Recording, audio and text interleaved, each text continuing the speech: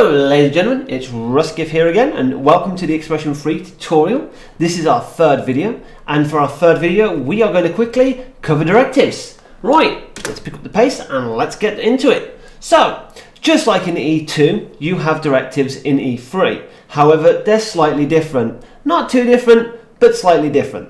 The first thing that we're going to have a look at is the @name directive, which is just simple, @name.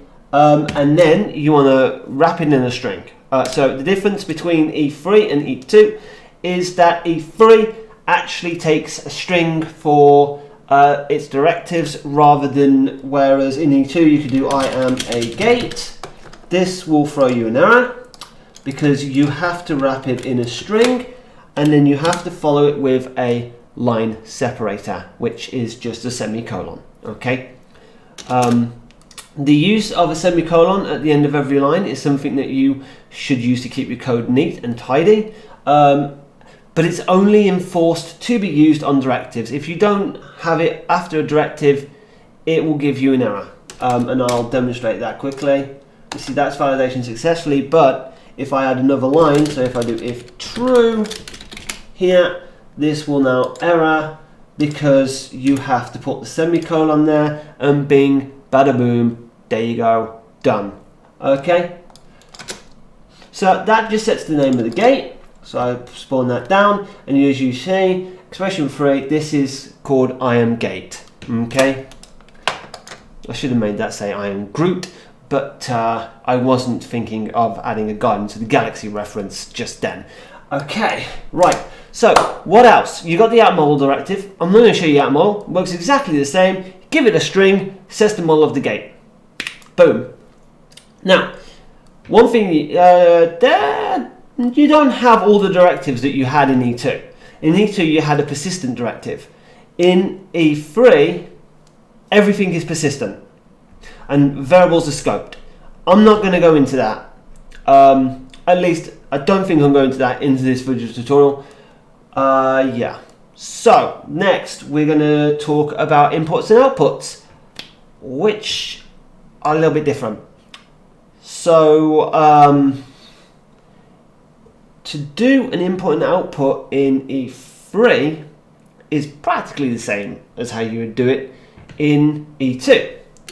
You just do @input, then you do the type of your input. So we're going to say that this input is going to be a type of string, and we are going to call it my input. Now, an input or an output has to have a capital letter at the beginning of it. Okay, so if this is my input with a lowercase m, it's going to error because, as it says here, word inputs must be defined. Must be defined server side. So remember when we were talking about server and client side in the second video? Yeah, inputs and outputs can only exist on the server side, so you have to define them inside a server or inside a server block. Okay, so that's why that wouldn't work, because it can't process that line of code on the client, so it has to be processed on the server. And if you have it outside of a server block, it will try to process it on the client as well, and that will give you an error. So you can't do that, right? And then that's just an input. You've created a variable called my_input, which is tied into the gate. And then we're going to, just to demonstrate, I'm going to add an output, output string, and I'm just going to call this my output. And I'll just drop this down, boom, like that. And there we go, gate's now running. And I'm just going to quickly select the debugger tool. And as you can see, we have my input and my output. Boom, there you go, done.